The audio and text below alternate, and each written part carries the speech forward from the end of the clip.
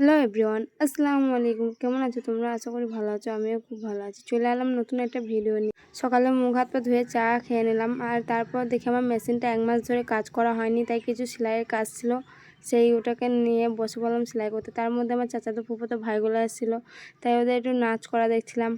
আর খুব হাসিও লাগছিলো, কারণ ওরা সে রানু গানটাই নাচছিলো, সেই জন্যে। তারপর গোসল করার জন্য যাব, তখন দেখি বৃষ্টি পড়ছে। তারপর দেখি রোদ উঠেছে, তাই গোসল করে চলে এলাম। তারপর দুপুরে খাওয়া দাওয়াটা করে নিলাম। তারপর দেখি খেতে খেতে বৃষ্টি পড়ছে, তাই একটু ওয়েদারটা দেখতে চলে আসলাম ছাদে। বৃষ্টি তখন থেমে গেছিলো। তারপর আমার চাচাতো ভাইটা এখন হাই করছে, তারপর আমিও একটু ঢং করে নিলাম।